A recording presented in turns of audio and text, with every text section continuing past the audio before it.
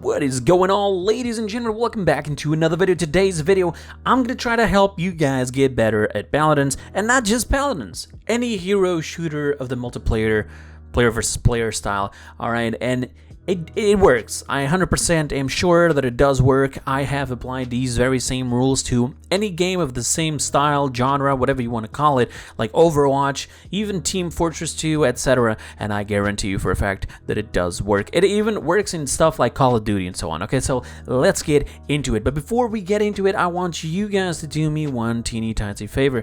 This will be your homework for today's video, which is essentially I want you to go down into the comments below.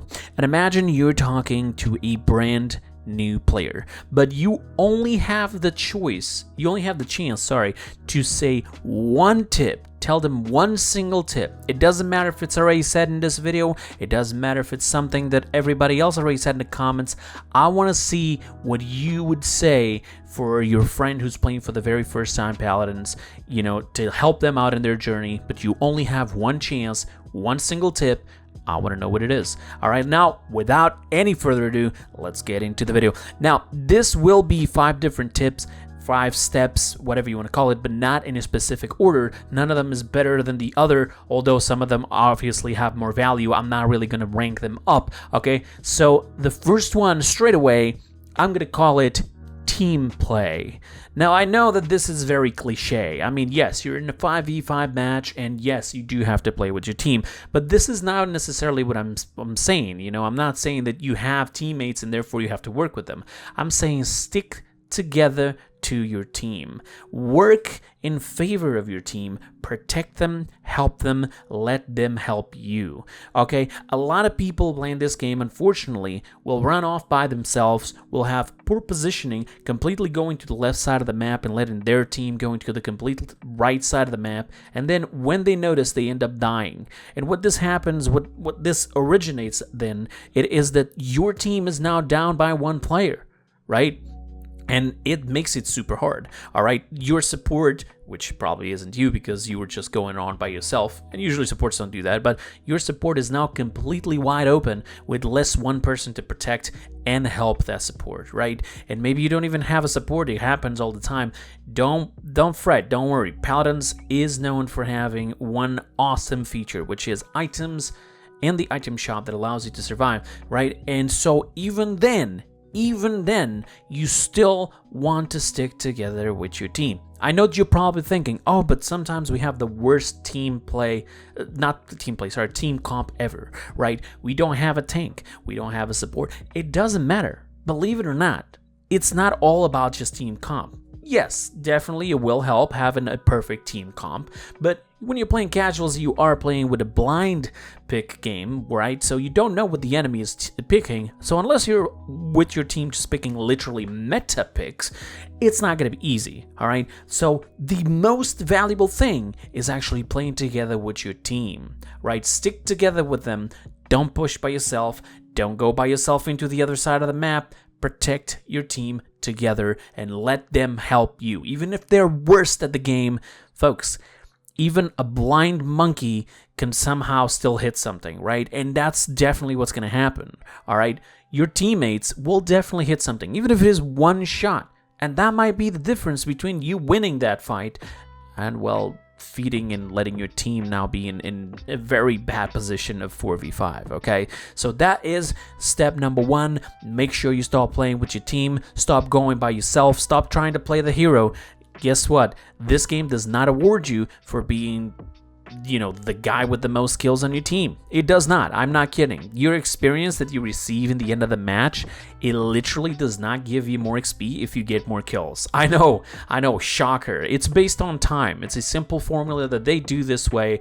And so everybody's going to receive the same amount of XP. You can have literally 0 kills, 0 damage. You will still get the same. So there's no need for you to do that. Winning as a team is what's going to give you the extra XP, okay? Because the victory is the difference between going with a loss and less XP and going with the victory, which does grant more XP. That's what you should be aiming for. With that said, let's go into our step or tip number 2. And that would be, ladies and gentlemen, prioritization. This one is fantastic. Now, people tend to fail at this very, very much. I see mostly new players just failing at this constantly, over and over and over. It's non-stop. Folks, stop shooting at the tanks. Stop shooting at the people who are full HP. Try to kill the ones that are already hurt. Try to just shoot at the low HP champions, flank supports and damages, right? Try to kill the ones that are by themselves. This is the prioritization I mean. Stop focusing on the tanks unless you literally have nothing else to do, right? Unless this tank is sitting by himself. Unless this guy just decided to flank your entire team in the back, so punish him. Again, solo players, right? This also goes hand to hand with the first one. That person on the enemy team is now committing the mistake I told you not to commit, so this is what you need to do. You need to punish them, right? And so any solo player, anybody who's low enough, who's already been hurt, easy targets, and anyone who isn't a tank when they're playing together, perfection, okay? And I know what you're thinking. Oh, I'm a flank. I can go into the enemy team, just kill the support because maybe he got shot once. No, folks. Try to play the medium to long range game first, poke, and then move in again. Tip number 1, with your team and kill whoever is lowest first. Because just imagine this scenario, right? You have an enemy tanks, 2 enemy tanks, which are full HP, and you're shooting at them because they're in the front line, right? They have a lot more HP, so it means a lot more effort that you need to do. While you're doing that, their enemy damages and so on are shooting at you and everybody else who's low on your team. They are not prioritizing tanks. They're prioritizing you, their support and your flank or whatever you're playing, right? And what this means is that now you lose the potential to do damage, or perhaps the potential to keep your team alive with the support, or perhaps anybody with a burst potential, aka the flanks, that can try to finish somebody off who has decided to run out by themselves. So definitely stop focusing on tanks unless there's no other option, unless those are the guys standing really in the front and everybody else is covered up and not in good positioning for you to shoot at, and you need some ult charge. Remember, ult charges come from dealing damage and maybe doing a couple other things like healing and so on, but mostly the damage. So if you manage to do damage to a tank, you'll at least get ult charge. So that's pretty good, but don't necessarily just be focusing on the tanks when you have the other available options, okay? So that would be step number 2. Let's go into our number 3. And this one, I've even did this specific tip to play competitive. It will go the same way for casual, which is, folks, I want you to play every single champion to level 8. That's right. I know, you maybe prefer to play some IO, because who the fuck doesn't want to play, that little goddess that resembles a very young character with some milkers on them for some fucking reason. But, you want to play that character until the day you die and nothing else. But listen, this game has over 50 champions. How are you ever going to learn both how to counter it or how to play it in case you did not have the option to play your favorite champion, right? Maybe you want to go into competitive later. This will help you as well. It doesn't matter. The point here is you being better at the entire game, and if you go only to level 8 with every champion, not only will you unlock all the talents for this champion, right? But you're also learning how to play it a little bit and how to counter it, because, shocker, newsflash, ladies and gentlemen, in order to know how something gets countered, you first have to play it, therefore knowing what its flaws are. And then you could take advantage of those same things that you suffered when they are in the enemy team. Wow, I know it's a crazy tip, right? But it is true, right? So if you play every single champion to level 8, you'll have all the talents unlocked. You will know how to play them. At that point, you probably already did a couple of loadouts. So if you're stuck with that character by accident because you went off to grab, your favorite monster drink while your teammate was actually queuing and it got a match super fast, so it auto-selected a character for you, and you got to, you got fucking Atlas on your pick, and you're like, oh, I don't know how to play this. Well, if you do what I'm telling you, maybe you will. maybe now you have at least the bare minimum to know how to play Atlas effectively, just to not be this guy literally feeding their brains out in the game, okay? And again, it will also allow you to have loadouts, talents unlocked, and possibly know how to counter them. And if you end up going to competitive one day, remember, at least you'll have those champions available because you did bought them. You got them to level 8, so even if somebody fails to do the trade with you, or they baited you to buy, like to pick a Grover, imagine, they just say, save Grover, and you save Grover thinking, oh, it's for a trade, and then they just pick whatever they want, and they're like, no, I was telling you to save Grover. And you go like, oh, but I don't play Grover. Well, with this tip, that's not going to happen, so... Alright, on to the next one. Staggering. Folks, number 4, staggering. Staggering is one of the most important things for everybody. If you learn the art of staggering, you will become the closest thing to a pro player without having to actually go pro. Okay? I know a lot of people don't know this, all right? But staggering is the term of essentially, imagine that you're in a 5v5 scenario, and your team manages to kill every single person on the enemy team except for one. There's an Anara staying alive, right? And, well, she's staying alive. You're not killing her just yet. You're trying, but she's trying to stay alive. She's, like, dancing around behind cover and such. What she's doing is staggering by accident on purpose. But you can do that on purpose as well.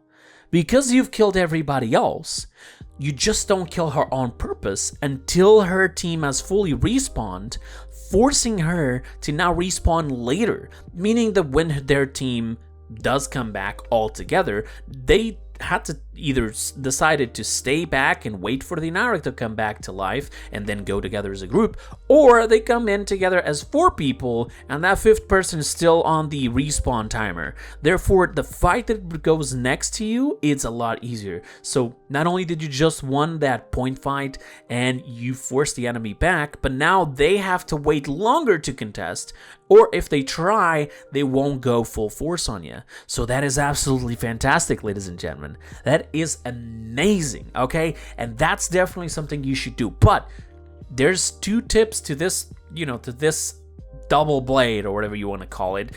Not only is it bad for the enemy, but it can be bad for you if you are the so-called Inara that I just gave you in this example. So, if your entire team has died, and if you have the chance to actually run away, then you do so. Go back, wait for your team to come back, and then go in together.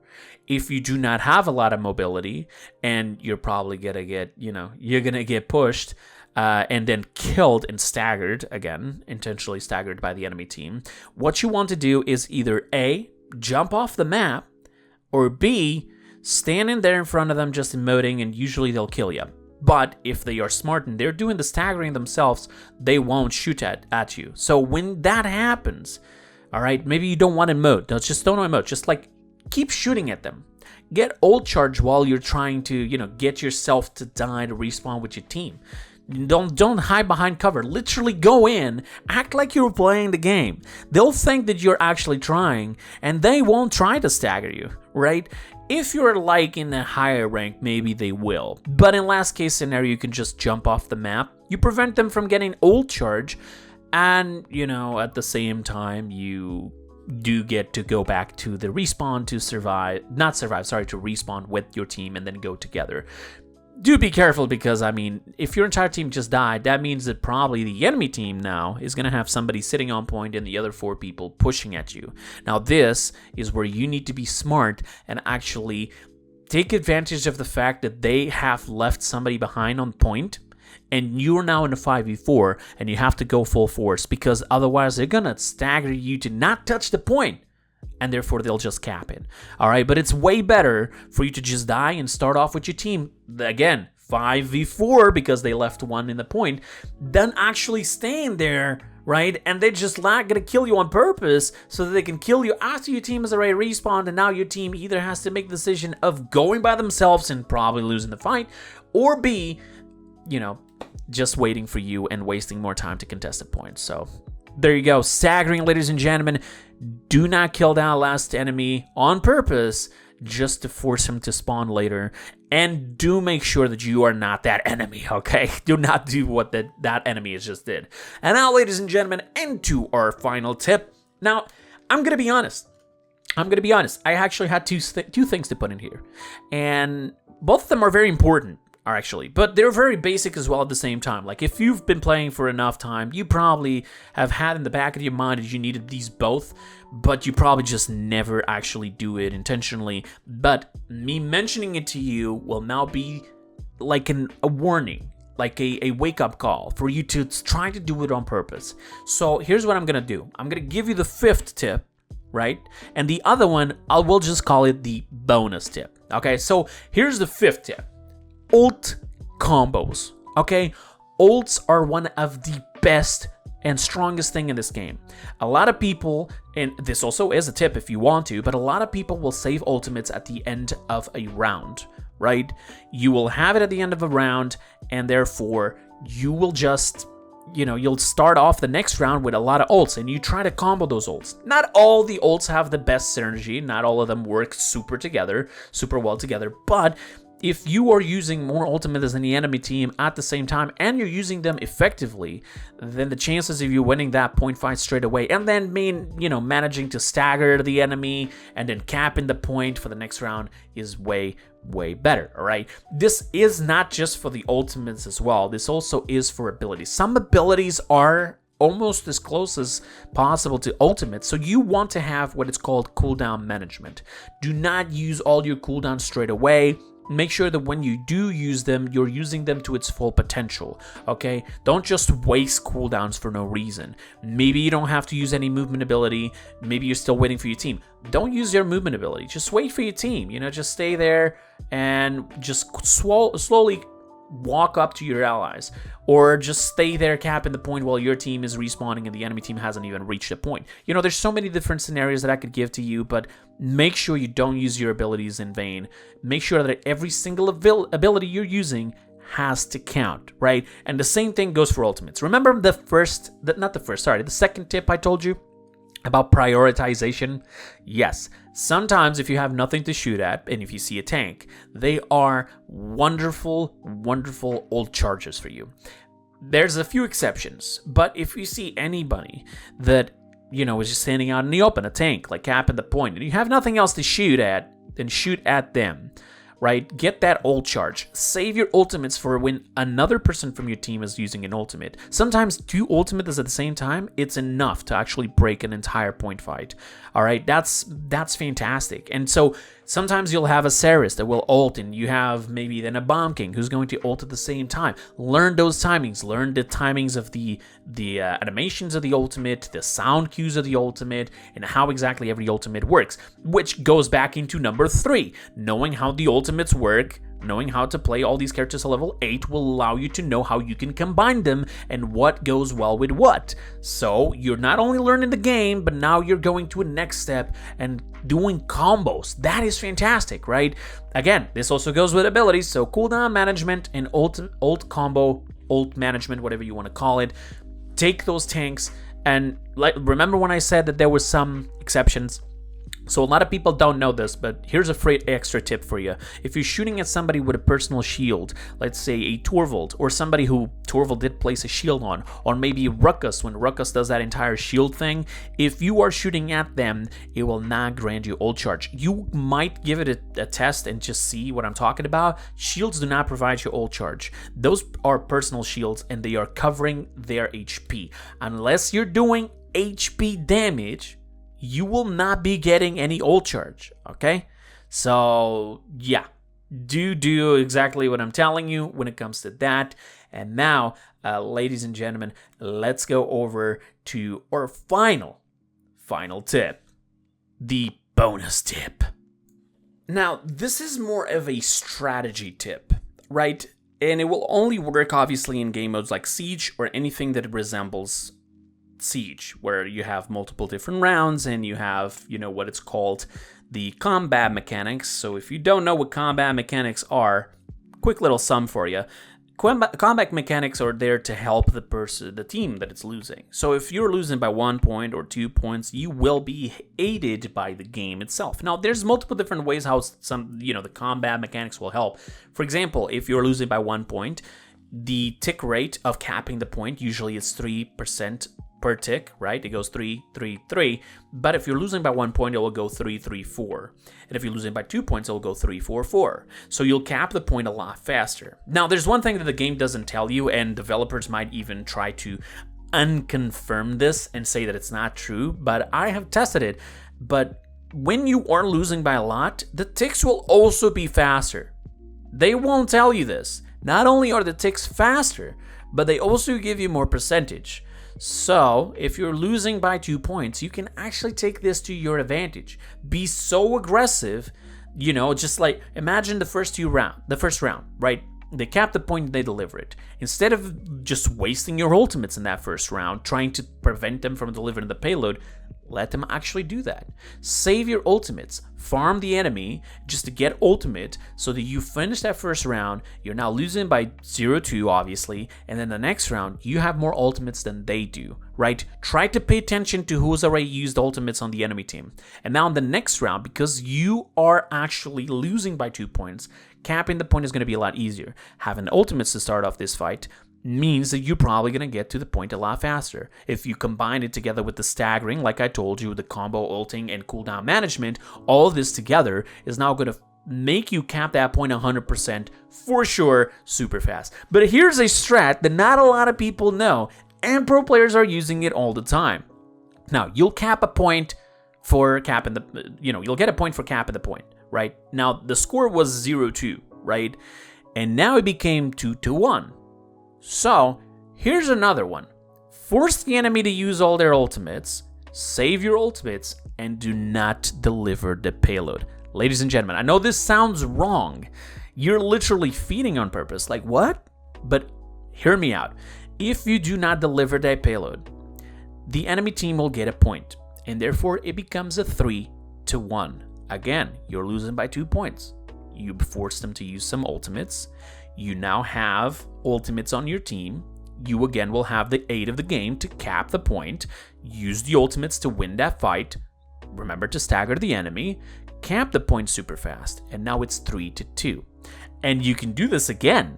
Because here's the shit. 3-2 is the worst possible scenario for anyone. People will hate it. Hate it. Because even if your enemy who has 3 points does defend the payload from reaching their spawn, they can't do anything. They will not get a point for it.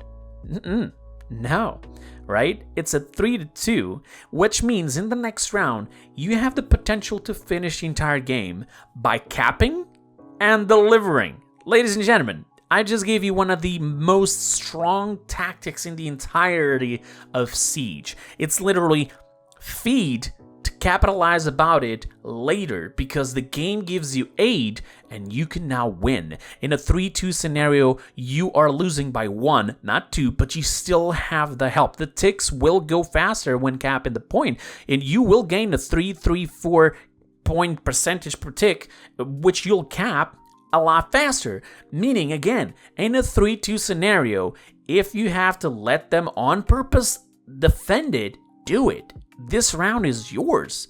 It's pretty much yours, okay? Because now, if you force them to use the ultimates, make it look like you're actually going to deliver. They'll be super scared. Like, they don't want to go to a 3-3 scenario, right? They want to have that advantage of having 3 points over you, right?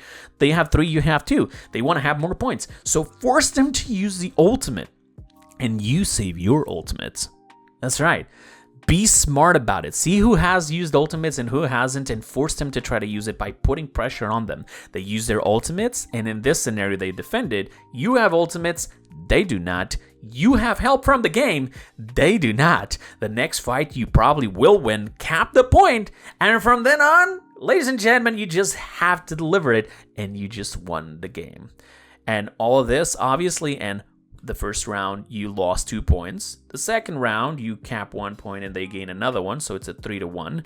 The third round, you cap the point but let them defend on purpose, so it becomes like, your advantage. And then the final round, you cap and deliver. So it becomes a 4-round game.